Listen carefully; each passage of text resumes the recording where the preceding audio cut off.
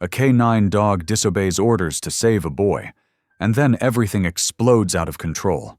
A decorated officer loses his badge, a child refuses to speak, and the dog everyone thought was broken turns out to be the only one who knows the truth. The deeper they dig, the stranger it gets. A hidden signal, a locked tunnel, and powerful men desperate to keep a secret buried. Every step closer to the truth puts them in more danger, until one act of loyalty changes everything. What if the dog who disobeyed was the only one who obeyed what was right? And what happens when the people meant to protect the innocent are the ones hiding the crime? I'd love to know. Where are you watching from? Type it down below, and while you're here, subscribe so you'll always catch the next story. The rain hammered down on Red Bluff County like sheets of cold steel, turning the midnight streets into rushing rivers.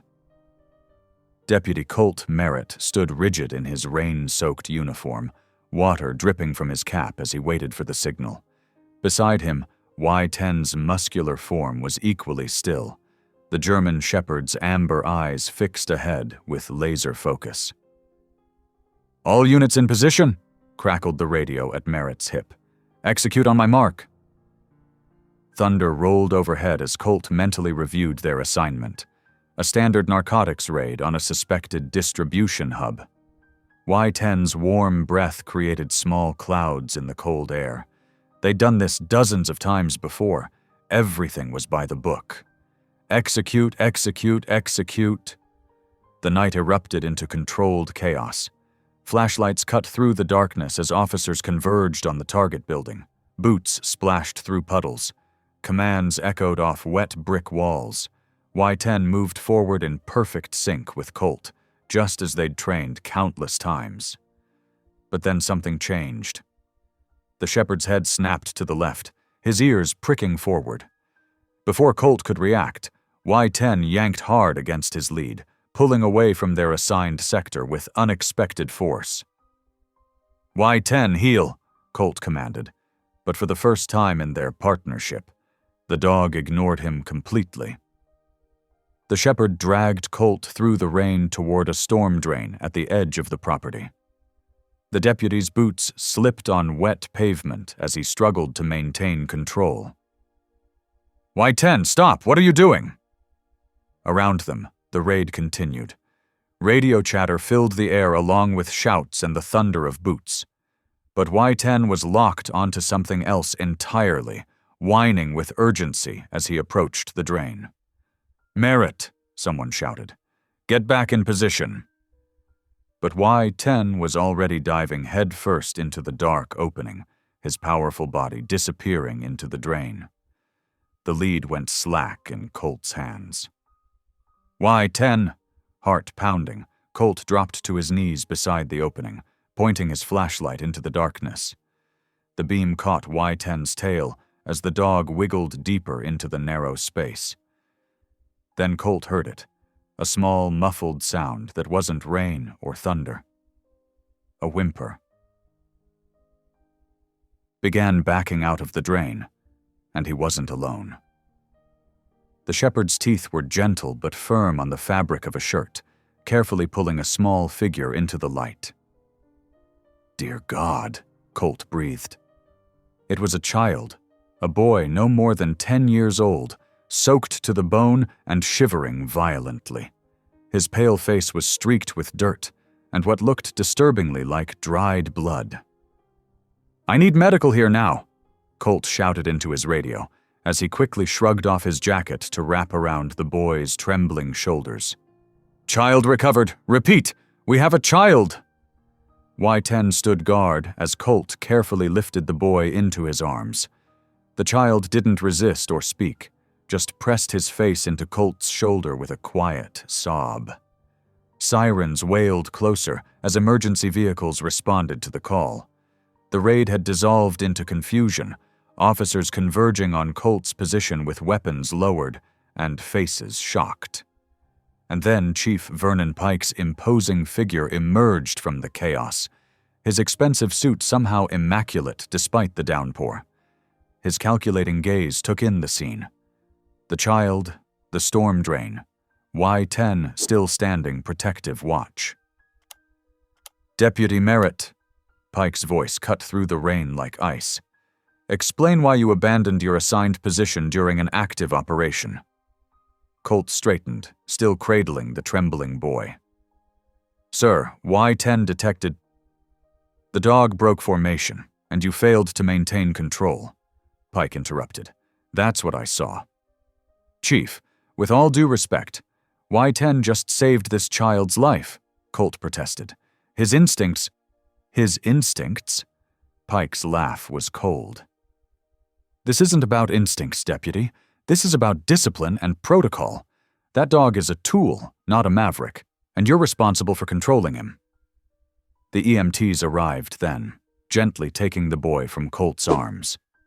As they carried him toward the waiting ambulance, the child's fearful eyes stayed locked on Y10 until he disappeared inside.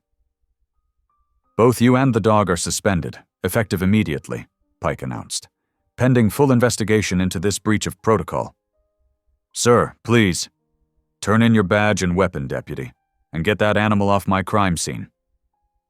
The other officers looked away, uncomfortable but unwilling to challenge the chief. Only Y10 held his ground, pressing against Colt's leg in silent support. Colt's jaw clenched as he slowly unholstered his weapon and unpinned his badge. The metal felt heavy in his hands as he placed them in Pike's outstretched palm. The chief's lips curved in what might have been satisfaction. "You're dismissed, Merritt." The rain continued to fall as Colt and Y10 walked away from the scene, their shadows long under the flashing lights. The shepherd's fur was plastered to his powerful frame, but his head remained high, unrepentant. At the edge of the property, Colt stopped and knelt beside his partner. Y10's intelligent eyes met his, and in them Colt saw no regret, only quiet certainty. The dog had known exactly what he was doing when he broke formation, choosing conscience over command. "You did good, boy," Colt said softly, running his hand over Y10's wet fur. "No matter what they say, you did the right thing." Y10's tail gave a single wag, and he pressed his muzzle into Colt's palm. Together they walked to Colt's truck through the storm, leaving behind the flashing lights and radio chatter, the weight of protocol and the price of disobedience. But as they drove away, Colt couldn't forget the boy's face, or the way Y10 had somehow known, exactly where to find him. His partner might have just cost them both their careers, but looking at the shepherd's calm profile in the passenger seat, Colt couldn't bring himself to regret it. Sometimes, he realized, true service meant following a higher law than mere procedure. Y10 had understood that tonight, even if no one else did. And whatever consequences came next, Colt knew in his heart that his partner had chosen right. The rain began to ease as they headed home, but questions still thundered through Colt's mind. Who was the boy? How had he ended up in that storm drain? And why did Chief Pike seem more angry about Y10's disobedience than relieved about a child's rescue? These questions would have to wait. For now, all Colt could do was drive through the dark with his faithful partner beside him, suspended but not defeated, their shared conviction stronger than any official reprimand. Y10 sighed and settled deeper into the seat, his mission accomplished despite the cost. And in that sound, Colt found his own resolve. Whatever came next, they would face it together. Man and dog, united by something greater than rules and regulations. The night had changed everything, but some things remained constant. Trust, loyalty, and the courage to do what's right, no matter the price. As Red Bluff County disappeared in his rearview mirror, Colt knew this was only the beginning. The county's K-9 evaluation center hadn't changed much in the 3 years since Brenna Hale had last visited. The same fluorescent lights buzzed overhead, casting harsh shadows across the linoleum floors. She adjusted the strap of her worn leather messenger bag, her footsteps echoing in the empty corridor. Through the observation window, she could see Y10 in the evaluation room. The German Shepherd sat perfectly still, alert but calm, his amber eyes following her movement. Most dogs she evaluated showed signs of stress in this sterile environment, pacing, whining, or aggressive posturing. But Y10's composure spoke volumes. "Ms. Hale," Chief Vernon Pike's voice carried down the hallway. He approached with the measured steps of someone used to commanding attention, his polished shoes clicking against the floor. "I appreciate you coming on such short notice." Brenna nodded professionally, though her jaw tightened slightly. She'd heard enough about Pike's leadership style to be wary. "I reviewed the incident report on my way here. I understand Y10 broke. Formation during a raid?" "Broke formation and compromised an entire operation," Pike corrected. "Deputy Merritt lost control of his K9, putting officers at risk. We need your evaluation to support termination proceedings." The presumption in his tone made Brenna's spine stiffen. "With respect, Chief, I'll need to conduct a thorough assessment before making any recommendations." Pike's smile didn't reach his eyes. "Of course. But let me be clear. If you certify that mutt as sound, your name's on the next liability suit. The department can't afford a loose cannon." "I understand liability concerns," Brenna said carefully. "But I also understand that working dogs sometimes demonstrate independent reasoning that looks like disobedience to the untrained eye." A muscle twitched in Pike's jaw. Before he could respond, heavy footsteps approached from behind them. Deputy Colt Merritt stood there in civilian clothes, his badge conspicuously absent. "You must be the behaviorist," he said, extending his hand. "Colt Merritt." Brenna shook it, noting his firm grip and steady gaze. Here was a man who respected both protocol and partnership. She could see it in how he carried himself, and how his eyes kept drifting to Y10 through the window. "Brenna Hale, I'd like to observe you and Y10 together, if possible." "Deputy Merritt is suspended pending review," Pike cut in. "He has no authority here." "I'm not asking for his authority," Brenna replied evenly. "I'm asking for his insight as Y10's handler. It's standard procedure in my evaluations." Pike's expression darkened. "Fine. You have 1 hour. I expect your preliminary findings on my desk by end of day." He strode away, leaving tension hanging in the air like static before a storm. Brenna turned to Colt, who was watching his partner through the glass with poorly concealed concern. "Tell me about that night," she said softly. "Not what's in the report, what you saw, what you felt." Colt was quiet for a moment, gathering his thoughts. "Y10's never broken formation before. Never. But something changed that night. He caught a scent or heard something none of us could detect. When he pulled away, it wasn't random. He moved with purpose." They entered the evaluation room together. Y10's ears perked forward, but he held his sit-stay perfectly, waiting for permission to move. Brenna noted his relaxed tail position, the lack of tension in his frame, despite his handler's obvious distress. "Show me your normal routine," she requested, pulling out her notebook. "Pretend I'm not here." For the next 20 minutes, she observed their interaction through various commands and scenarios. Y10's responses were precise, showing both training and trust. But what interested her most were the micro-expressions, the subtle ways dog and handler read each other's body language. "Now tell me exactly what happened when he broke formation," she prompted, pen poised. "We were approaching the target building from the east," Colt demonstrated, Y10 at his heel. "Standard sweep pattern. Then suddenly, show her, boy." Y10's head snapped up, nostrils flaring. He took 3 steps forward, then looked back at Colt with intense focus. The behavior was nothing like mindless disobedience. This was communication.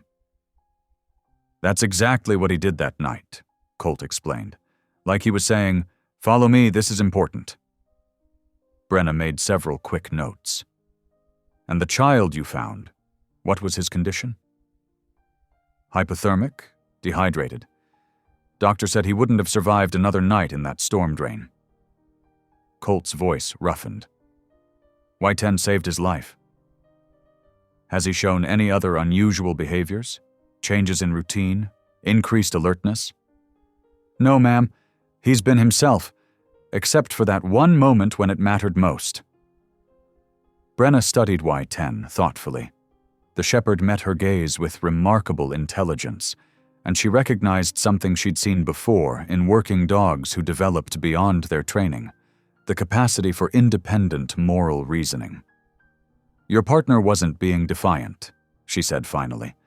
He was responding to something specific, a sound, a scent, possibly both.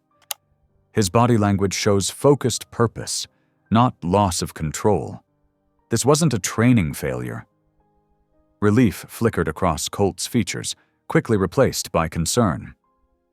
Try telling that to Chief Pike. I intend to. Brenna's gray eyes hardened with determination. Y10 should be commended for his actions, not condemned. I won't write an evaluation that ignores the truth, no matter whose agenda it serves. That's a dangerous position to take, Colt warned. Pike doesn't respond well to being challenged. Neither do I. Brenna closed her notebook with finality. Your partner acted on training and instinct to save a life. I won't help them use protocol as an excuse to destroy him. Their eyes met in silent understanding. They were both professionals walking a tightrope now. She with her reputation, he with his career. But some things mattered more than playing it safe. Whiten watched them both, his presence a reminder of what was at stake. This wasn't just about one dog or one incident. It was about the difference between blind obedience and true service, between following orders and following conscience. I should write up my findings, Brenna said, gathering her things. Chief Pike won't be happy. No, Colt agreed. But you'll be right. Sometimes that has to be enough. As she headed for the door, Y10 let out a soft whine, the first vocal sound she'd heard from him. She turned back to see him looking at her with those intelligent amber eyes, and felt the weight of her responsibility settle more firmly on her shoulders. Some would call her foolish for risking her professional standing on one dog's behalf. But watching Y10 lean against his handler's leg, seeing the trust and partnership between them, she knew she was making the right choice. Whatever consequences came, she would face them, knowing she had honored both her expertise and her conscience. The truth was there in Y10's steady gaze, in Colt's quiet dedication, in the life of a child saved by instincts that transcended mere training. Now she just had to make others see it, too, no matter how hard they fought to look away. The hospital corridor buzzed with muted activity as Deputy Colt Merritt made his way to room 212. Morning sunlight streamed through the windows, casting long shadows across the sterile floor. He paused outside the door, gathering his thoughts before entering. Inside, Toby Kepler sat propped up against stark white pillows, looking even smaller and more fragile in the oversized hospital bed. Dark circles shadowed his eyes, and his pale skin seemed almost translucent under the fluorescent lights. A social worker sat in the corner, watching quietly. "Hey there, Toby," Colt said softly, keeping his voice gentle. "Remember me from last night? I'm Deputy Merritt." The boy's blue eyes flickered to Colt's face, then away. His fingers tightened around something in his right hand, a small pocket knife that the nurses hadn't been able to convince him to let go of. "Mind if I sit with you for a bit?" Colt pulled up a chair when Toby didn't object. "That's a nice knife you've got there. Can I take a look?" Toby's knuckles whitened around the object, but after a long moment, he slowly extended his hand. The knife was old, its wooden handle worn smooth from handling. What caught Colt's attention was the symbol etched into the side, a simple red lantern. "Thank you for showing me," Colt said, watching as Toby quickly pulled it back. "You know the dog who found you last night? His name is Y10. He's pretty special. Would you like to meet him sometime?" For the first time, interest flickered in Toby's eyes, but still no words came. The social worker had warned Colt that the boy hadn't spoken since being found. Across town, Brenna Hale sat in her small office, surrounded by printouts of GPS tracking data from police K9 units. Her gray eyes narrowed as she studied Y10's movement pattern from the night before. Something wasn't adding up. "See here," she muttered to herself, tracing the line with her finger. He deviated 300 yards before any signs of human presence, before any sounds or scents should have been detectable at that distance. She pulled up another map, overlaying the tracking data. Y10's path showed a deliberate curve, avoiding the main search area entirely. It wasn't random wandering or loss of control. It was purposeful navigation toward something specific. Her phone buzzed with a text from Colt. "Kid still won't talk. Has pocket knife with red lantern symbol. Mean anything to you?" Brenna sat back, a memory surfacing. Last month, while doing behavioral assessments at the county shelter, she'd noticed several stray dogs brought in from around the Duval quarry. Each had worn a crude collar marked with a red lantern. She'd dismissed it at the time as coincidence, but now... Her fingers flew across the keyboard, pulling up her old case notes. 3 dogs in 2 weeks, all found in the same area, all marked with the same symbol, all showing signs of human contact but no registered owners. "Something bigger here," she typed back to Colt. "Need to talk in person. Meet me at the diner in 30 minutes?" When Colt arrived at May's diner, Brenna was already there, her laptop open and papers spread across the worn Formica table. The lunch crowd had thinned, leaving them relative privacy in the back booth. "Look at this," she said without preamble, turning her screen to show him the overlay of tracking data. Y10 didn't just randomly break formation. He headed straight for that storm drain, taking the most direct route possible, as if he knew exactly where he was going. Colt studied the map, his law enforcement training kicking in. That's not standard search behavior. Even for a scent trail, there'd be more variation in the path. Exactly. Brenna pulled out her case notes. And there's more. Remember that symbol on Toby's knife? I've seen it before, on stray dogs found near the Duval quarry. 3 cases in the past month alone. The quarry? Colt's expression darkened. That's Silas Duval's operation. Families owned it for generations. Pillars of the community type. Maybe too perfect? Brenna suggested. Those strays were well fed, recently handled. Someone was keeping them somewhere. And marking them with the same symbol we found on Toby's knife. Colt ran a hand through his hair. This isn't looking like a simple missing child case anymore, is it? I don't think it ever was. Brenna gathered her papers. Y10 led us to Toby for a reason. Dogs don't just develop that kind of targeted behavior without cause. He's seen something, recognized something, maybe even been trained to recognize it. Which means whatever's going on, it's big enough to need guard dogs. Colt's voice was grim. Big enough to risk kidnapping a child. Big enough to want my partner put down for exposing even a piece of it. The waitress approached with coffee refills, and they fell silent until she moved away. The implications of what they were discussing hung heavy in the air between them. We need to be careful, Brenna said finally. If we're right about this, a lot of powerful people could be involved. One wrong move and Y10 won't be the only one in danger. Agreed. Colt pulled out his notebook. Let's start with what we know for sure. Toby Kepler, found in a storm drain near the quarry property line. multiple stray dogs in the area marked with the same symbol as his knife.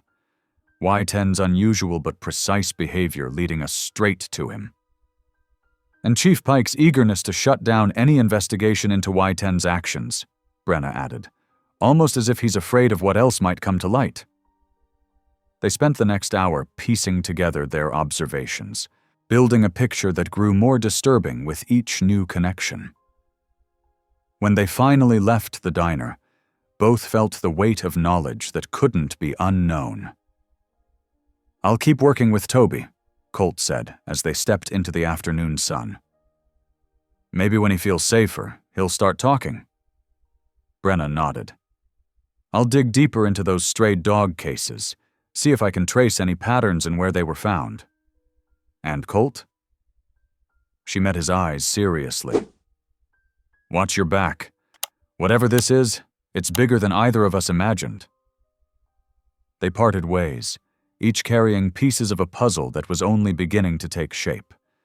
Above them, dark clouds gathered on the horizon, promising another storm.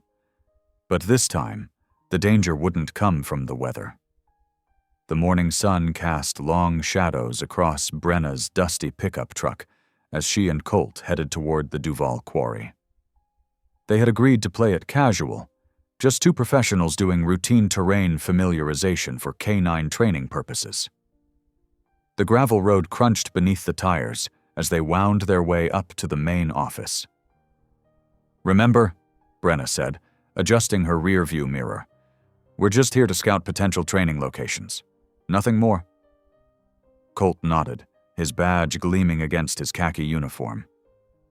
"Understood. Though I have to admit it feels strange being out here without Y-10. The quarry spread out before them like an enormous amphitheater carved into the earth. Massive equipment dotted the terraced walls, while dump trucks lumbered up and down the spiraling access roads. At the rim, a modern glass and stone building served as the operations headquarters. As they pulled into the visitor parking area, a tall figure emerged from the building.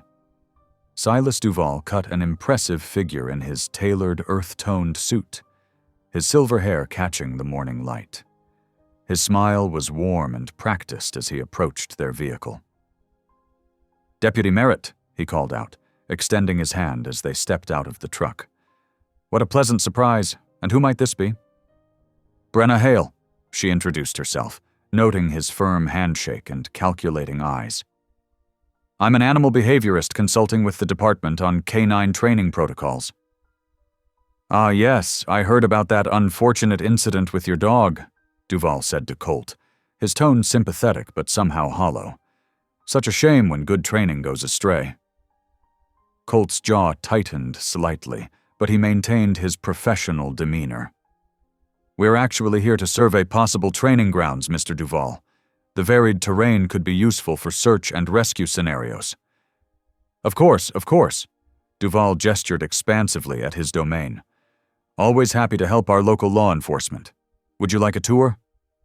They followed him along the quarry's upper rim, with Duval pointing out various features and operations. His knowledge was impressive, and his pride in the family business evident.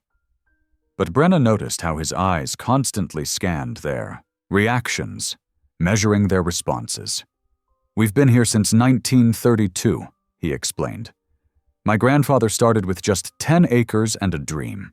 Now we're the largest supplier of limestone in 3 states. As they walked, Brenna spotted something that made her pause, a flash of movement near one of the equipment sheds. A dog, lean and wary, darting between shadows. "Mr. Duval," she said carefully, "do you have issues with stray animals around here? I noticed what looked like a dog just now." The change was subtle but immediate. Duval's smile tightened, his eyes growing sharp. "Occasionally we get some wanderers, nothing serious. Our security handles any unwanted visitors, four-legged or otherwise." The threat beneath his polite tone was unmistakable. Brenna made a show of noting something in her notebook. "Good to know. We wouldn't want any animals interfering with your operations." The rest of the tour felt more controlled, with Duval steering them away from certain areas while emphasizing others. When they finally returned to their truck, his handshake was just as firm, but notably cooler. "Feel free to use the public access areas for your training," he said, "but please check in with security first. Safety protocols, you understand." As they drove away, Brenna caught Duval watching them in her mirror, his figure growing smaller but no less imposing. "Well, that was educational," Colt said quietly once they were back on the main road. "Very." Brenna drummed her fingers on the steering wheel. "Did you notice how he tensed up at the mention of strays?" "Just like he tensed up when we got too close to the north storage area." Colt had been marking points on a small notebook map. "Lot of security for a quarry operation." Their conversation was cut short when they returned to the station. Chief Pike was waiting for them, his bulk filling his office doorway. "Inside, both of you, now." Pike's office felt smaller than usual, cramped with tension. He remained standing while they sat, his authority looming over them. "Would either of you care to explain why you were at Duval Quarry this morning?" His voice was dangerously quiet. "Terrain familiarization for canine training, sir," Colt answered steadily. "Standard procedure for establishing new exercise locations." "Is that so?" Pike leaned forward, placing both hands on his desk. "Funny, because I don't recall authorizing any new training sites. Just like I don't recall authorizing any investigation into strays or storm drains or anything else outside the original case parameters." He fixed each of them with a hard stare. "Whatever you think you're doing, whatever theories you're chasing, drop them. Now. The Kepler boy is safe, the case is closed, and Y-10's evaluation is the only remaining issue. Are we clear?" "Crystal clear, sir," Brenna replied, meeting his gaze. "Good. Because the next time you want to visit anywhere in my jurisdiction, you clear it through me first. Dismissed." They left the station in silence, but Brenna's mind was racing. She needed someone who knew the area, someone outside the department's chain of command. Someone like Marlene Ortiz. She found the retired dispatcher at her usual spot, a small house on the edge of town, its front porch cluttered with wind chimes and potted plants. The unlit cigarette behind Marlene's ear bobbed as she welcomed Brenna inside. "Well, well," Marlene said, settling into her favorite armchair. "Must be serious if you're visiting at this hour." Brenna explained everything: the red lantern symbol, the strays, Duval's reaction, Pike's warning. Marlene listened without interruption, occasionally nodding as if confirming private suspicions. "Those quarry tunnels," Marlene said finally, reaching for an old filing cabinet. "They're not just mining shafts. The whole area's honeycombed with drainage systems, some natural, some man-made. Been there since before the Duvals took over." She pulled out a yellowed map, spreading it carefully on her coffee table. "Most folks don't know about these anymore. The county updated their drainage records in the 80s, but these old maps show what's really down there." Brenna studied the complex network of lines and notations. "These connect to the storm drain where we found Toby." "Honey, these connect to everything." Marlene tapped various points on the map.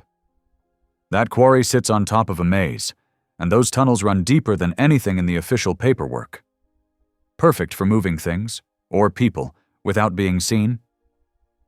The implications made Brenna's stomach turn. "Can I take a picture of this?" "Better." Marlene carefully folded the map and handed it to her. "Take it. Just remember, people who ask too many questions about those tunnels tend to disappear into them."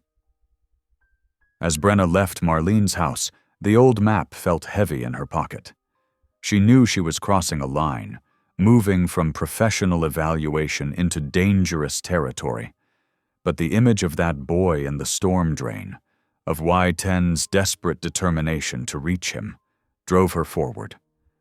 Tomorrow she would share this information with Colt. Together they would have to find a way to navigate not just the physical tunnels, but the treacherous waters they were wading into. One wrong move could cost them everything: their careers, their safety, maybe even their lives. But something was happening in Red Bluff County, something that had already endangered one child and countless animals. And Brenna was beginning to suspect that Y-10's act of disobedience might have been the first crack in a carefully constructed facade. The late afternoon sun cast long shadows across the entrance of the culvert as Brenna, Colt, and Marlene gathered near its mouth. Y-10's tracking data had led them here, a forgotten drainage tunnel on the outskirts of town, its concrete walls stained with decades of watermarks. "This is where his path deviated that night," Brenna said, checking the coordinates on her tablet.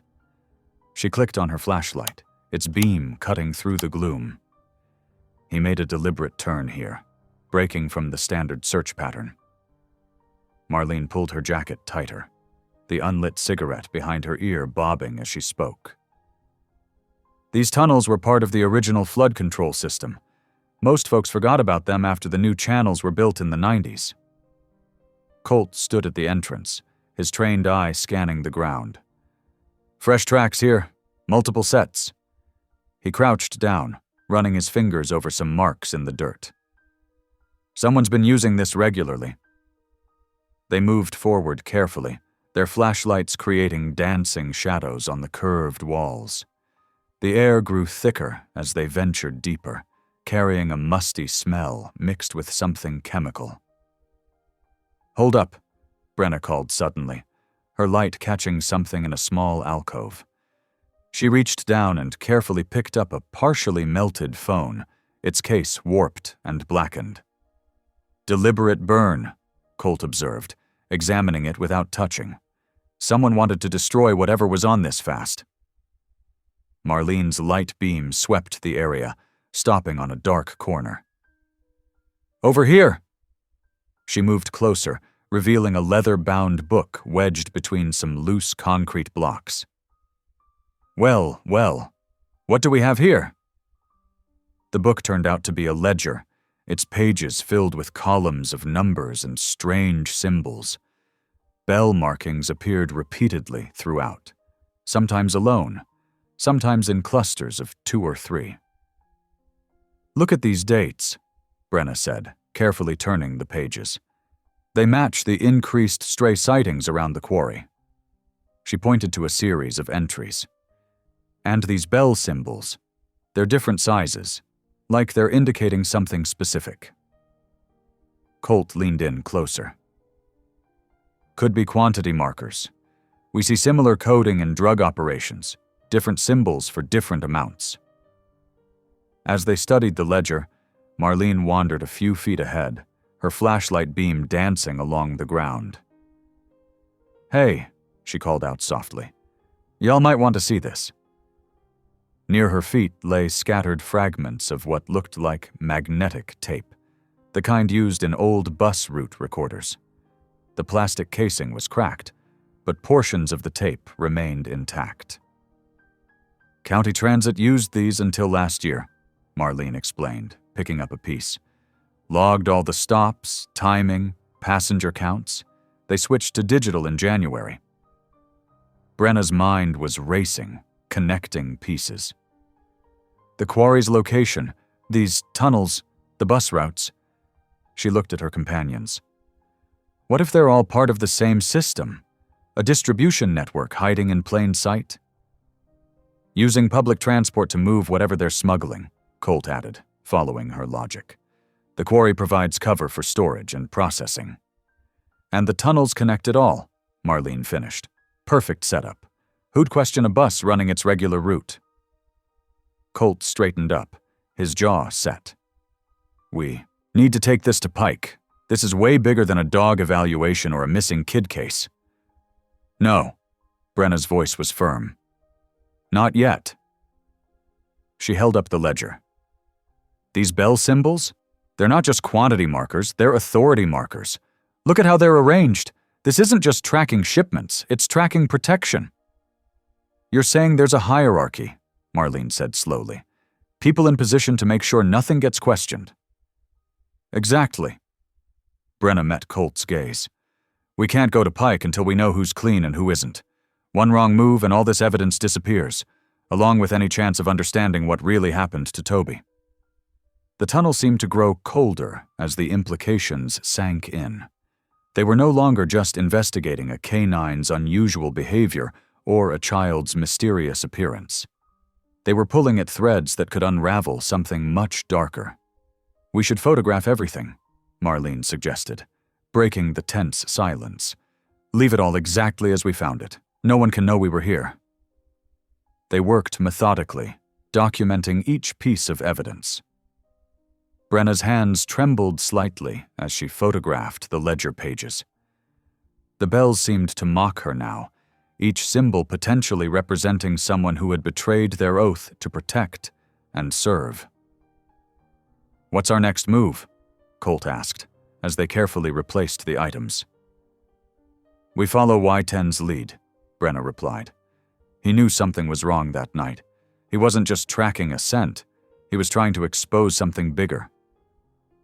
As they made their way back to the tunnel entrance, Marlene stopped suddenly.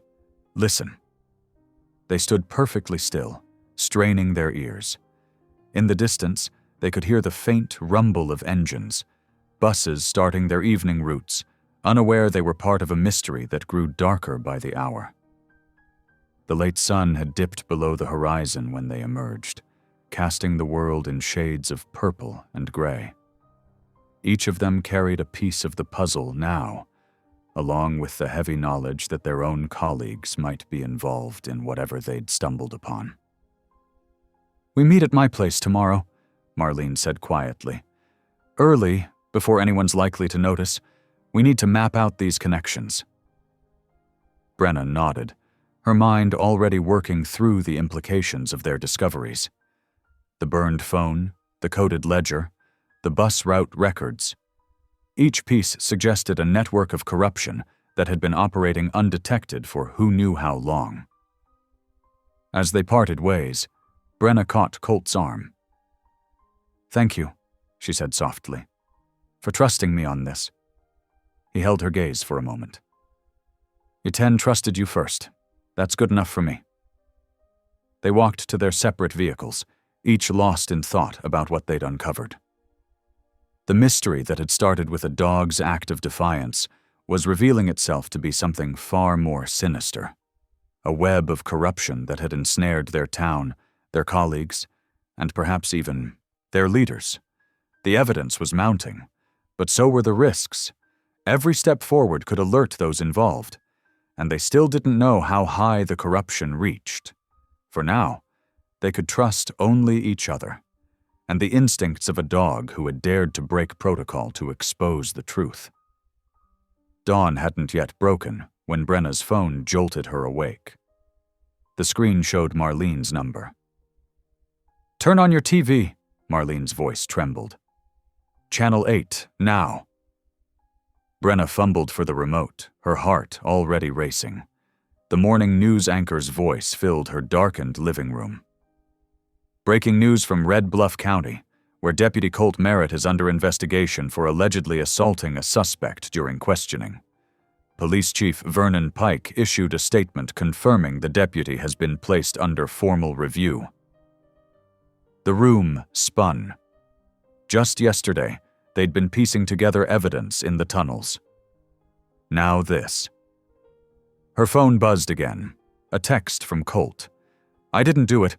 Meeting's at 9. They're coming for all of us. Brenna's hands shook as she got dressed. The morning air felt thick with tension as she stepped onto her porch. She stopped dead in her tracks. Where her car should have been, a blackened shell sat in the driveway. The acrid smell of burned metal and melted plastic stung her nostrils. Yellow police tape fluttered in the morning breeze. A patrol car idled at the curb.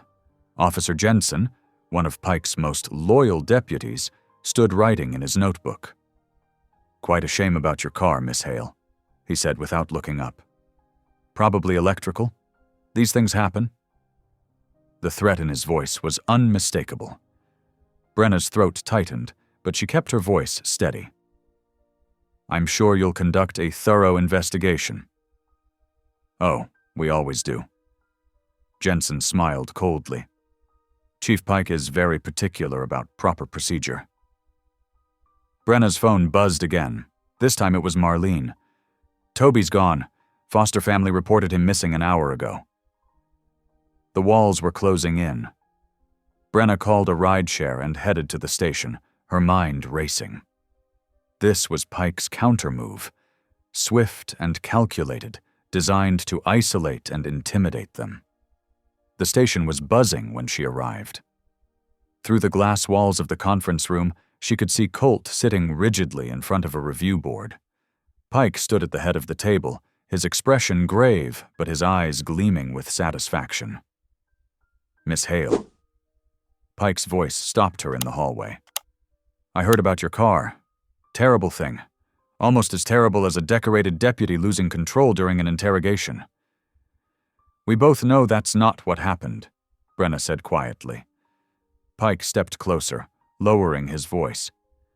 "What I know is that a behaviorist with a history of making waves is interfering with official police business, and now we have a missing child, a violent deputy, and a very expensive liability on our hands. Where's Y10?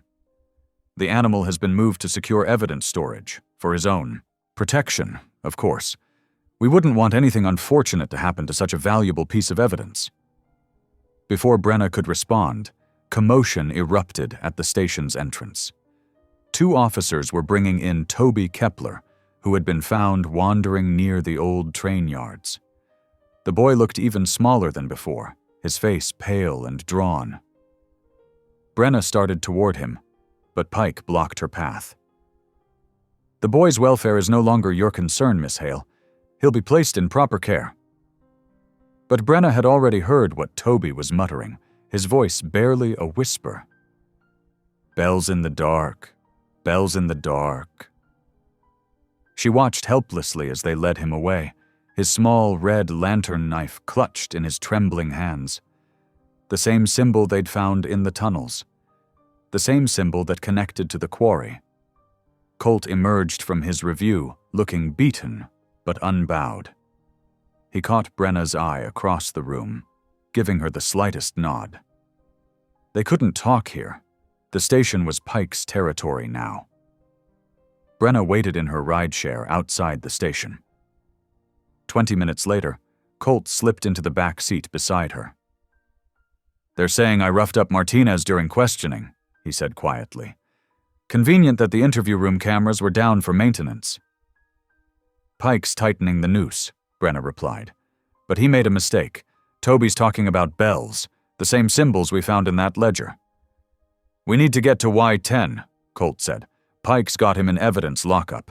If anything happens to him—" "One thing at a time," Brenna interrupted. "First, we need to understand what Toby's trying to tell us. Those bells mean something. They're not just markings in a ledger. They're a message."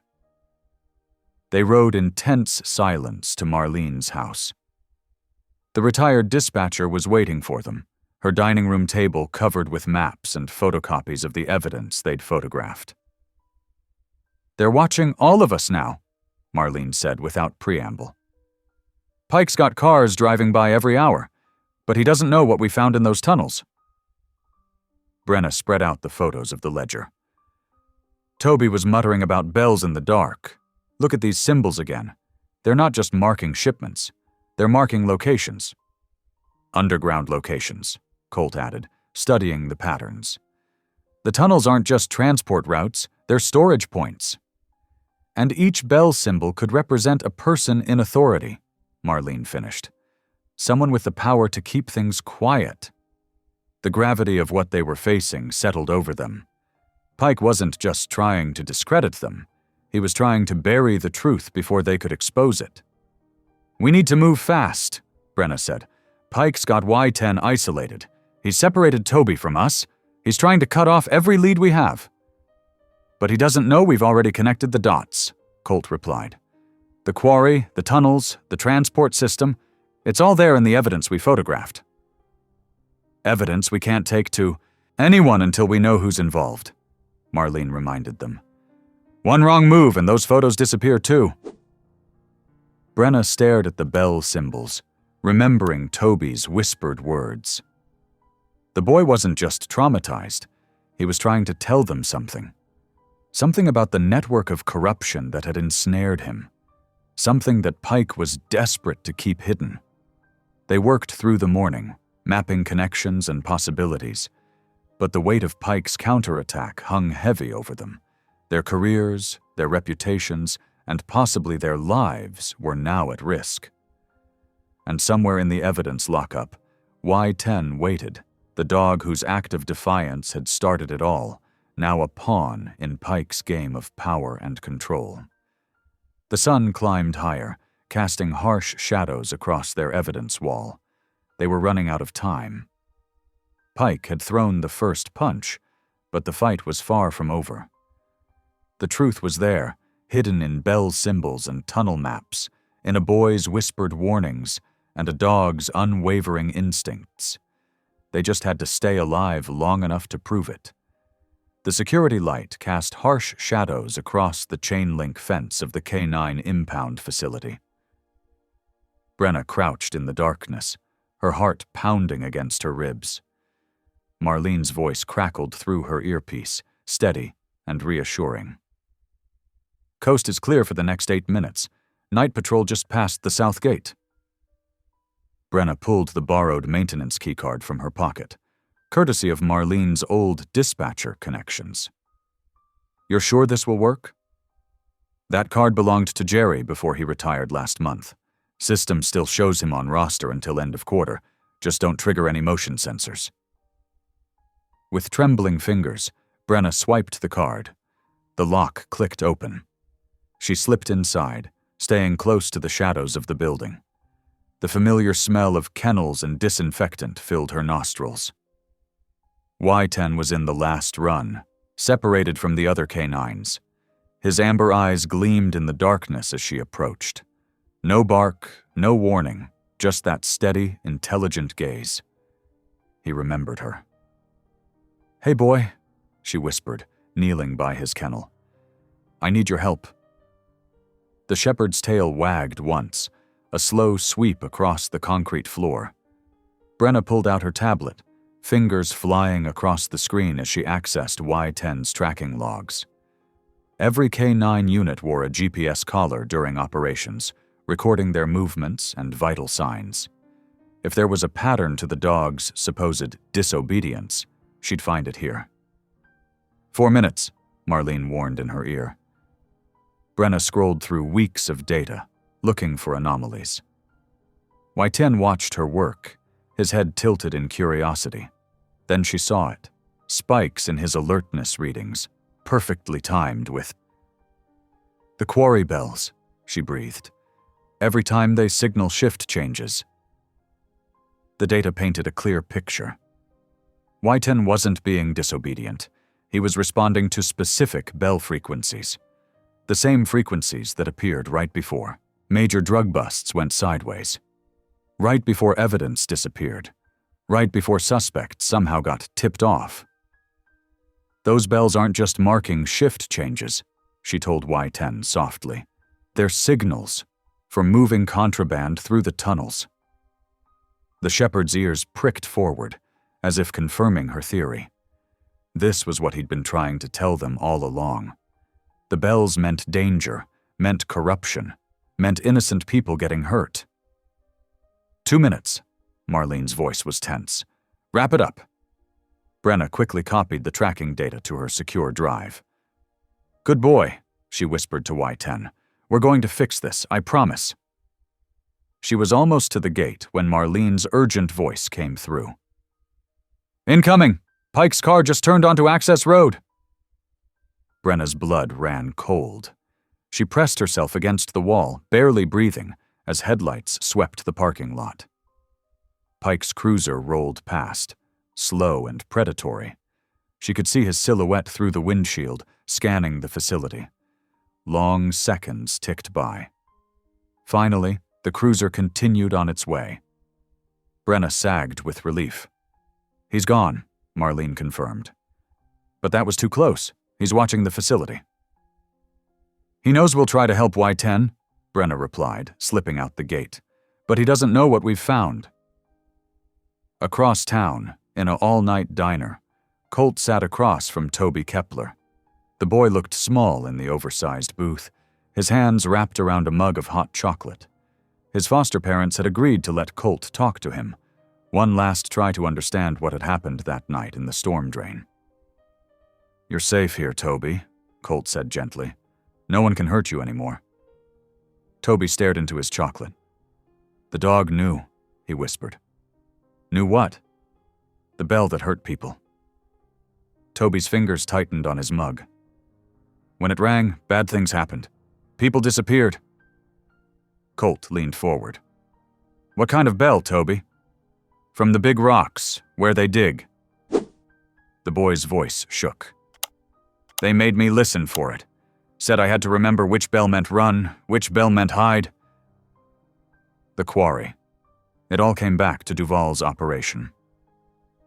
"Y10 knew too, didn't he?" Colt asked softly. "That's why he found you. He heard the same bells." Toby nodded, a tear sliding down his cheek. "He saved me. Don't let them hurt him." "I won't," Colt promised. "No matter what it takes." His phone buzzed, a text from Brenna. "Found something. Meet at Marlene's." Colt studied Toby's drawn face. The boy had been through hell, forced to play lookout for whatever criminal enterprise was using those quarry bells as signals. Y10 had recognized the pattern, had tracked it back to its source. The dog wasn't disobedient. He was a hero. "I have to go now, Toby," he said, standing. "But I'm going to fix this, even if it costs me my badge." The boy looked up at him with tired eyes. "Be careful of the bells," he whispered. At Marlene's house, Brenna laid out what she'd discovered. The tracking logs. The bell. Frequencies. The pattern of corruption it revealed. Y10 was marking specific signals, she explained. Times when the quarry bells meant something was happening in those tunnels, something illegal. Toby confirmed it, Colt added. They used him to monitor the bells. Different signals for different operations. Marlene studied the data on Brenna's tablet. "This is enough to start an investigation. Proof of organized criminal activity using the quarry's infrastructure." "If we can trust anyone to investigate," Colt said grimly. "Pike's got his fingers in every department. One wrong move and this evidence disappears, just like everything else that threatens their operation." "Then we don't go through official channels," Brenna replied. "Not yet. First we document everything, build a case they can't bury. And get Y10 out," Colt added, "before Pike decides a dead dog can't testify." They worked through the night, mapping bell signals against police reports, tracking patterns of corruption through duty rosters and incident logs. The truth was emerging, one data point at a time. Y10 hadn't broken protocol. He'd exposed a criminal enterprise that reached into the heart of local law enforcement. Dawn was breaking when they finally stopped, exhausted but determined. They had the beginning of a case. Now they just had to stay alive long enough to prove it. "Y10 knew," Brenna said softly. "He knew all along. Every time he broke formation, every time they called him disobedient, he was trying to tell us something was wrong." "Some kinds of loyalty go deeper than training," Colt replied. "He chose to protect the innocent, no matter the cost. Now it's our turn to do the same." The morning sun painted Marlene's evidence wall in shades of gold and shadow. Somewhere in the K9 impound, Y10 waited, no longer just a police dog accused of disobedience, but a hero who had risked everything to expose the truth. They would not let his sacrifice be in vain. The county bus depot smelled of diesel and old rubber, a familiar scent that brought Brenna back to her school days. But she wasn't here for nostalgia. Eunice Bramwell stood before them, arms crossed, her weathered face set in careful neutrality. "You're asking for sensitive information," Eunice said, studying both Brenna and Colt. Routes, schedules, driver logs, that's not something I hand over to just anyone. We know, Brenna replied quietly. But children are being hurt, Miss Bramwell, and I think you already suspect something's wrong with some of these routes. Eunice's expression flickered. She glanced at the security camera in the corner, then motioned them to follow her into her cramped office. The walls were lined with decades of route maps and safety certificates. She closed the door with deliberate care. 3 months ago, she began, they started insisting on night maintenance runs, said it was for efficiency, servicing remote clinics during off hours. But the mileage never added up right. And my best driver, Tom Whelan, quit after one of those runs. Wouldn't say why. Colt leaned forward. The routes connected to Duval Quarry? Among other places. Eunice pulled out a thick logbook. I started keeping my own records when the official ones stopped making sense. Times, routes, fuel usage that didn't match the reported stops. She pushed the book across her desk. I'm not stupid. I know something's happening on my buses. But prove it. Prove I'm not just being paranoid. And I'll tell you everything I know. Brenna opened the logbook. Inside were meticulous notes, highlighting discrepancies between reported routes and actual miles traveled. Patterns emerged. Late-night runs that supposedly served rural clinics, but deviated through quarry access roads. Fuel consumption that indicated heavy loads on supposedly empty buses. This is it, Brenna breathed.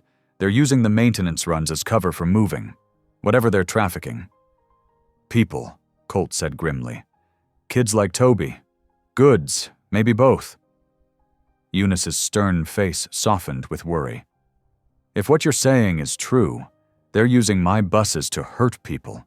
My routes, my responsibility. Not your fault, Brenna assured her, but you can help us stop them. They spent hours cross-referencing Eunice's logs with the bell signals Y10 had tracked. The pattern was undeniable. Every suspicious route coincided with specific quarry bell sequences. The traffickers had built their operation into legitimate infrastructure, hiding in plain sight. We need proof beyond paperwork, Colt said finally. Something that shows what's actually happening on these runs. Brenna's eyes lit up. Y10. If we can get him back out there with a camera, following those bell signals. Too dangerous, Colt cut in. Pike's watching him. And you. Which is why we need you back in uniform, Brenna countered. Unofficially. You know the protocols, the radio codes. We can't do this without you, Colt. He ran a hand through his hair, conflicted. If Pike catches me anywhere near active duty, then we don't get caught. Brenna pulled out her phone, showing him the specs for a compact vest camera. Y10 knows these routes. He can track the bells to their source. We just need to give him the tools and cover to do it. Eunice cleared her throat. I might be able to help with that. Next maintenance run is scheduled for tomorrow night. I could delay the official bus, create a window for you to follow the real operation. The plan came together over cold coffee and hastily sketched maps. Eunice would manipulate the maintenance schedule, creating confusion about which bus was legitimate. Brenna would outfit Y10 with the camera vest, designed to look like standard K9 gear. And Colt would don his uniform one more time, running unofficial backup in his personal vehicle. This is insane, he muttered, but his eyes showed determination rather than doubt. Sometimes insane is what it takes, Brenna replied softly. You taught me that. They worked through the logistics, camera angles, radio frequencies, escape routes if things went wrong. Marlene would monitor from her home office, coordinating their movements through secure channels she'd set up. One more thing, Eunice said as they prepared to leave. She pulled out a small flash drive. Security footage from the past 3 months. Been saving it just in case. You'll want to look at October 12th, the night Tom quit. Back at Marlene's, they reviewed the footage. The grainy video showed a maintenance bus returning well after midnight, mud-splashed and riding low. As it pulled into the depot, dark figures moved quickly between shadows. Something was unloaded. Not cargo, but people. Small people. "Children," Brenna whispered. "Like Toby." Colt's jaw clenched. "No wonder your driver quit. Question is, where were they taking them?" "That's what we're going to find out." Brenna checked her phone. The camera vest would arrive in the morning. "Wide 10 will lead us right to them." They spent the rest of the night preparing. Colt cleaned his service weapon and dug out his spare uniform. Brenna studied the bell patterns, memorizing the sequences they needed to track. Marlene set up her command center, multiple screens showing depot cameras, GPS tracking, and police frequencies. Dawn found them exhausted, but ready. Brenna drove to the K9 facility, her heart pounding as she signed in as Y10's behavioral evaluator. The German Shepherd's eyes lit up when he saw her, but he maintained perfect discipline. "Good boy," she murmured, slipping him a treat as she fitted the camera vest. "Tonight we show them what you really are." The vest looked perfectly ordinary. Black tactical gear with minor modifications. The camera was hidden in a reinforced panel, its lens disguised as a reflective strip. To anyone watching, it would appear to be standard K9 equipment. Colt met them at the arranged spot, looking both comfortable and strange in his uniform. "Like riding a bike," he said with a tight smile. Though the bike usually doesn't involve exposing a criminal conspiracy. "Having second thoughts?" Brenna asked. He shook his head. "No. Just remembering why I became a cop in the first place. To protect people, especially those who can't protect themselves." Yuten sat alertly between them, his ears pricked forward. He seemed to sense the importance of what they were about to do. This wasn't just about proving his innocence anymore. It was about exposing a network that preyed on the vulnerable. "Everything's set." Marlene's voice crackled through their earpieces. "Eunice reports the real maintenance run is delayed by mechanical issues. You've got a 2-hour window." "Copy that," Colt replied, falling easily into protocol. "We're in position to track any unauthorized movement." Brenna checked Y10's vest one final time, ensuring the camera was properly secured and recording. "Remember," she said quietly, "we're not just gathering evidence. We're bringing light to something that's been hidden far too long." The sun was setting, painting the quarry cliffs in deep orange. Soon the bells would ring their secret signals, and Y10 would lead them to the truth. Whatever they found, whatever dangers awaited, they would face them together. A disgraced deputy, a determined behaviorist, and a dog who had never lost his moral compass. They waited in tense silence as darkness fell. Y10's ears twitched, catching sounds too faint for human hearing. Somewhere in the gathering night, bells would soon toll their coded messages. And this time, they would be ready. The night air hung heavy with anticipation as midnight approached. Brenna checked her watch for the 10th time, her breath forming small clouds in the cold. They had positioned themselves strategically along Highway 27, hidden behind a cluster of scraggly pines near mile marker 42. Woiten sat perfectly still beside them, his ears twitching at every sound. The modified camera vest gleamed dully in the moonlight. Colt maintained radio silence, his eyes scanning the empty highway with practiced vigilance. "Movement at the depot," Marlene's voice crackled through their earpieces. "False maintenance bus just pulled out, heading your way." Brenna's hand found Y10's shoulder, feeling his muscles tense beneath her fingers. "Remember," she whispered, "we follow his lead. He knows what he's listening for." The minutes crawled by. Then, almost imperceptible at first, a faint chiming carried on the wind. Y10's head snapped up, his entire body alert. The sound grew clearer, 3 distinct tones in a specific pattern, just as they had theorized. "He's got something," Brenna murmured. The German Shepherd rose smoothly, his training evident in every controlled movement. He began moving with purpose, leading them away from the highway toward what appeared to be an abandoned rest stop. The old building loomed ahead, its windows dark. But as they approached, Y10's pace quickened. The bell sound became clearer. It was coming from behind the building. "There," Colt whispered, pointing to a utility bus painted with faded municipal markings. It was parked in the shadow of the building, its engine still ticking as it cooled. Y10 moved forward purposefully, his nose working the air. He circled the vehicle once, then stopped at the rear doors, his posture rigid with certainty. "Cameras getting all this?" Brenna asked softly. Colt nodded. "Every second." They approached carefully. The parking lot was eerily quiet, except for the occasional distant rumble of highway traffic. Colt drew his weapon, positioning himself beside the doors, while Brenna stayed with Y10. "Police! Open up!" Colt's voice rang out with authority. There was a scrambling sound inside, followed by muffled voices. The doors burst open and 2 figures tried to flee. Colt caught one, while Y10 smoothly intercepted the other, holding them without aggression, but with absolute control.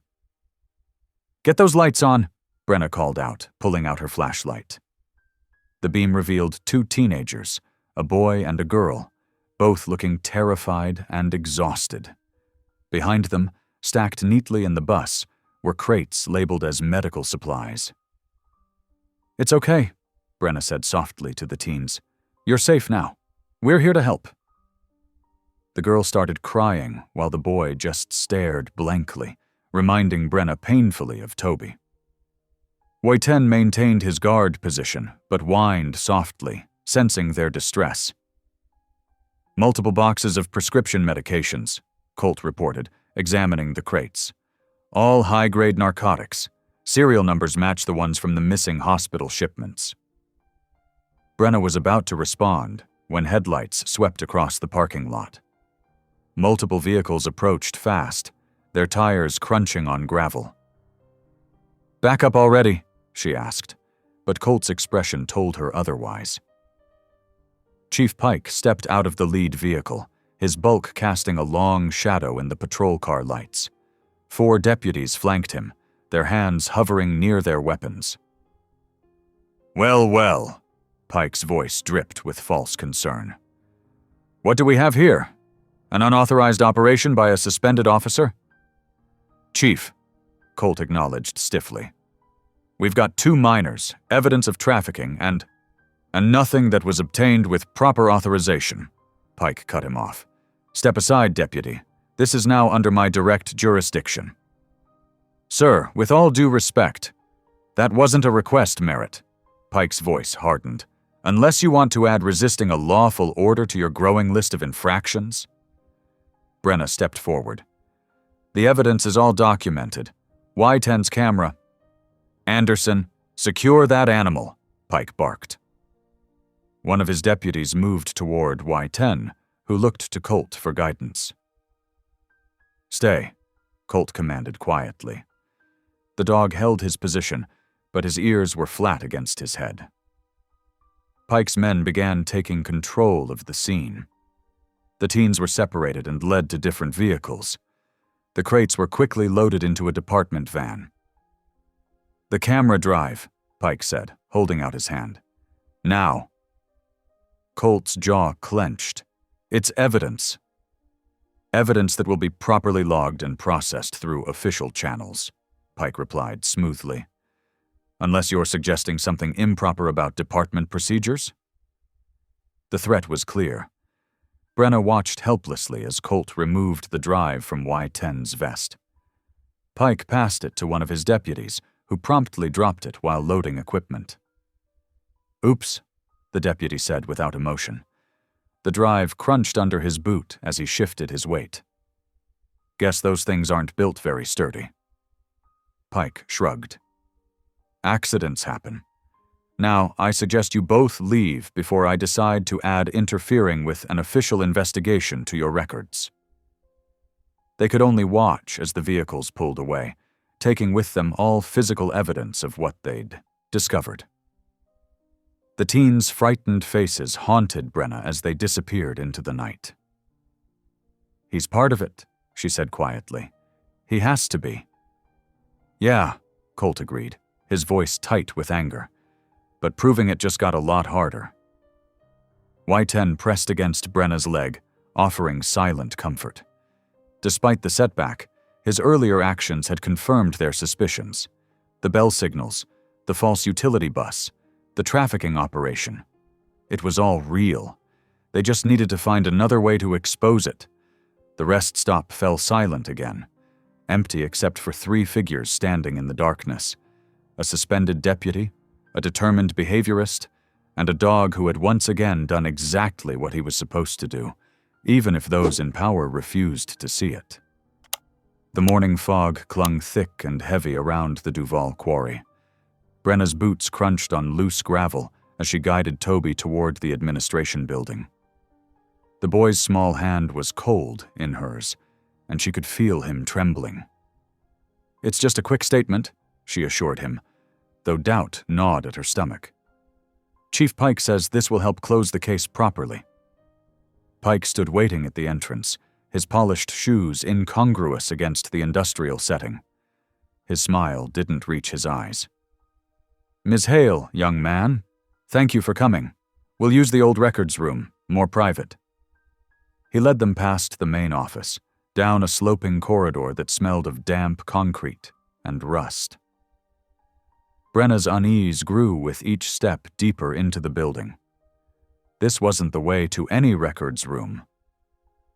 "Just through here," Pike gestured to a heavy steel door marked "Powder Storage, Authorized Personnel Only." "The files we need are inside." The moment they stepped through, Pike's pretense vanished. He shoved them hard, sending Toby stumbling. The door slammed shut with a hollow boom. "Chief Pike!" Brenna steadied Toby while pounding on the door. "What are you doing?" "Cleaning up loose ends," his muffled voice replied. "The morning shift opens the floodgates at dawn. This chamber fills first. It's part of the old drainage system." Brenna's blood ran cold. She pulled out her phone. No signal. The chamber was roughly 20 feet square, with concrete walls and a low ceiling. A rusted ventilation grill high on one wall provided the only airflow. Water already seeped in around the edges of the floor. "Stay calm, Toby," she said, though her own heart raced. "We're going to figure this out." The boy pressed against her side, shivering harder now. The temperature in the chamber couldn't be more than 45 degrees. Brenna shrugged off her jacket and wrapped it around his shoulders. "The V-vent," Toby whispered, pointing up. "Like the storm drain where Y10 found me."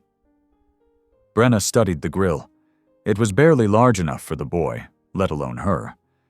But maybe. Above ground, Colt arrived at the quarry office for his scheduled meeting with Pike, only to find it empty. A cleaning lady mentioned seeing the chief, heading toward the old storage sections with a woman and child. The realization hit him like ice water. There was no meeting scheduled. Pike had used him as an alibi. "Ma'am, where exactly did you see them go?" Racing down the corridor, Colt could hear faint pounding. He drew his weapon, approaching the powder magazine door. "Chief Pike, open up!" No response. He tried the handle. Locked. Through the door, he could hear Brenna's voice. "Colt, the chamber's flooding." Inside, the water was already ankle-deep and rising fast. Brenna had managed to pry the vent cover loose using an old pipe she'd found. "Toby, you'll have to crawl through. Find help." The boy shook his head violently. "No, don't leave you." "Listen to me." She gripped his shoulders. "You're the bravest person I know. I need you to be brave one more time." A familiar bark echoed through the vent shaft. Y10 had followed Colt's scent. The shepherd's face appeared in the opening, and dangling from his collar was a ring of keys. "Good boy," Brenna called up. "Toby, grab the keys." The boy stretched up as Y10 lowered his head, but the keys were just out of reach. The water crept higher, now past their knees and numbingly cold. "Here," Brenna boosted Toby onto her shoulders. His small fingers brushed the keyring once, twice, then caught it. He passed them down to her with shaking hands. "Colt," she shouted, "we have keys, but I can't see which one in the dark." "How many?" His voice came back. 8. They're all different sizes. Third largest, standard storage lock." Brenna's frozen fingers fumbled with the keys, while Toby clung to her neck. The water reached their waists, stealing their breath with its icy grip. Above, Y10's worried whines urged them on. "Stay with me, Toby," she said, feeling him grow heavier against her. "Tell me about your favorite book. Keep talking." "Can't think," he mumbled. "Too cold." "Then I'll tell you about mine." She worked through another key. "It's about a brave boy who helps solve a mystery. Reminds me of someone I know." The water rose relentlessly. 4th key. 5th. 6th. Brenna's hands shook so badly she dropped the ring and had to fish it out of the murky water. "Brenna!" Colt's voice held raw fear now. "The floodgates open in 10 minutes." Outside the flooding chamber, Colt struggled against the handcuffs Pike's men had slapped on him. His heart pounded as he heard the water rising inside. There was only one way out. Taking a deep breath, he pressed his thumb hard against the metal bracelet. "I'm sorry, Y10, he muttered through clenched teeth. The dog whined, sensing his pain. With a sickening pop, Colt dislocated his thumb. Stars exploded behind his eyes, but he forced himself to focus, twisting his hand free of the cuff. Y10 had already retrieved the fallen keyring, but when Colt tried the key in the lock, it wouldn't budge. Decades of rust had frozen the mechanism solid. "Brenna!" he shouted through the door. "The lock's seized!" Inside, Brenna fumbled through her pockets with numb fingers. Her hand closed around the emergency flare she always carried. "Stand back from the hinge!" she called out. The flare ignited with a violent hiss, casting the flooding chamber in hellish red light. She pressed it against the iron hinge, praying the intense heat would weaken the metal. The water was now at chest level, and Toby's teeth chattered uncontrollably. Outside, Colt could hear the metal groaning. He threw his shoulder against the door again and again, ignoring the stabbing pain in his hand. Y10 barked urgently. The floodgates would open any second. The hinge suddenly gave way with a shriek of tortured metal.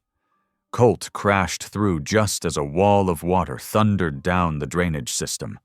He grabbed Toby first, then Brenna, hauling them out as the chamber filled completely. They collapsed on the floor of the corridor, soaking wet and gasping. Y10 pressed close, offering warmth, while Colt pulled Brenna into his arms. No words were needed. They'd faced death together and survived. Through sheets of pounding rain, Chief Pike fled across the quarry's rusted catwalk. Lightning flashed, illuminating his desperate path between massive gravel sorters and conveyor belts. The metal walkway swayed beneath his feet, slick with rain and decades of limestone dust. Colt pursued him steadily, Y10 at his side. The dog's fur was plastered to his body, but his amber eyes remained locked on their target. Thunder rolled overhead as Pike reached the end of the catwalk and spun around, drawing his service weapon with trembling hands. "Stay back!" Pike's voice cracked. "I'll shoot!" Y10 tensed, reading the threat in Pike's stance. As Pike's finger tightened on the trigger, the shepherd launched himself through the air. The gunshot cracked across the quarry pit. Y10 yelped as the bullet grazed his shoulder, but his momentum carried him into Pike's chest. In that split second, Colt tackled them both. The impact sent all three crashing through the rusted railing. They plummeted toward the gravel sorting bin below, landing hard in a cloud of chalky dust. Y-10 rolled clear, favoring his wounded shoulder but still alert. Through the haze, Silas Duvall gunned the engine of a massive dump truck, trying to escape through the quarry's back gate. But a yellow school bus suddenly lurched across the access road, blocking his path. Behind the wheel sat Marlene Ortiz, her silver-streaked hair wild in the wind. She leveled a weathered shotgun through the bus window. "End of the line, boys," she called out, her voice carrying over the storm.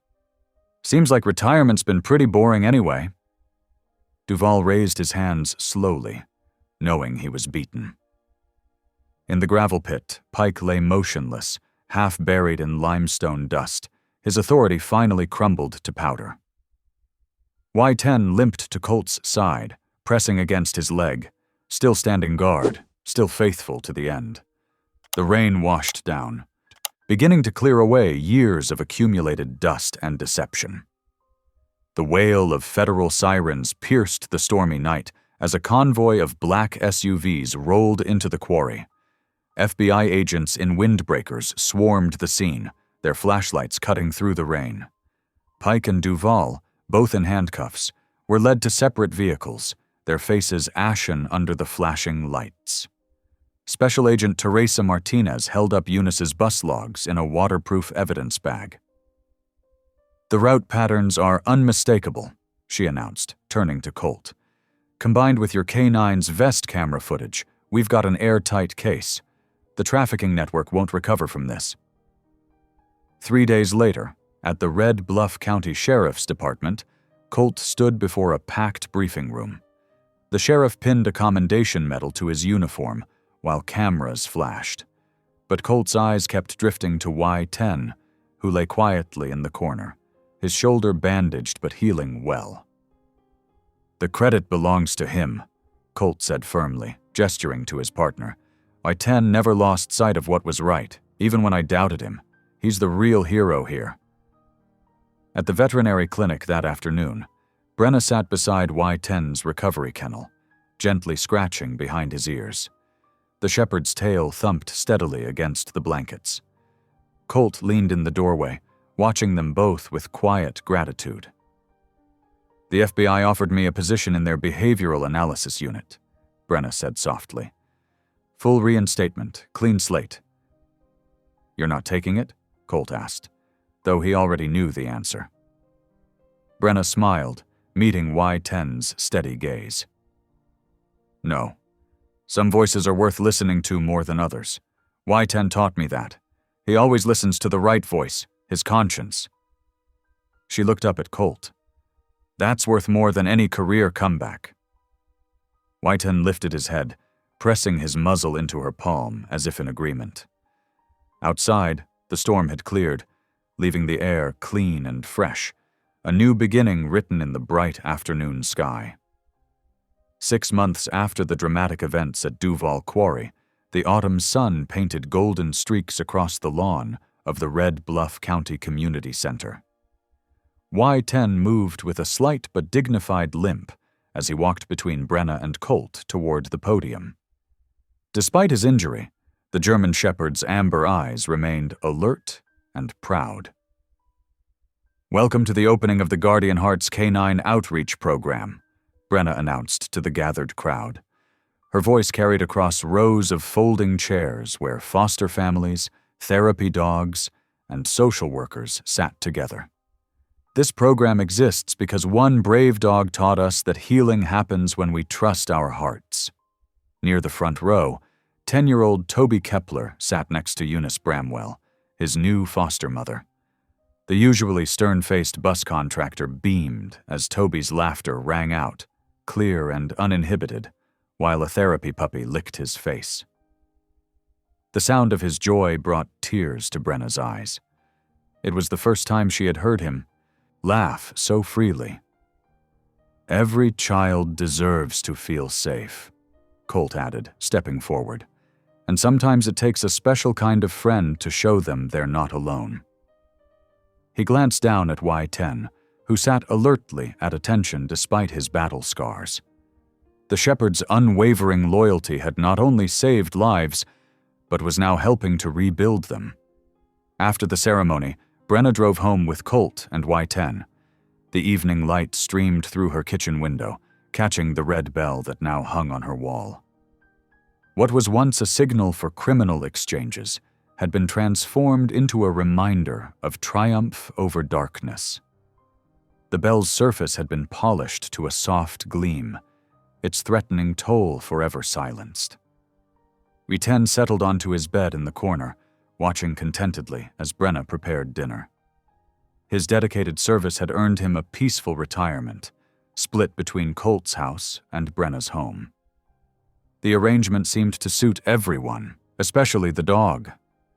"Sometimes I look at that bell," Brenna said softly, "and I can hardly believe how far we've come." She felt Colt's hand reach for hers across the kitchen counter, his touch warm and reassuring. Their fingers intertwined naturally, a gesture that had become familiar and comforting over the past months. Y-10 lifted his head briefly at their movement, then relaxed again with a contented sigh. The shepherd's peaceful rest spoke volumes. Here was a dog who had fulfilled his duty with unwavering courage and could finally embrace the quiet joy of being simply loved. The kitchen filled with the warm scent of home-cooked meals and the soft murmur of shared stories. While outside, Red Bluff County continued its own healing journey, forever changed by the dog who dared to listen to his heart. Thanks for watching. If any part of this story lingered with you, consider subscribing. I'll be here again tomorrow, sharing another tale that speaks to the soul.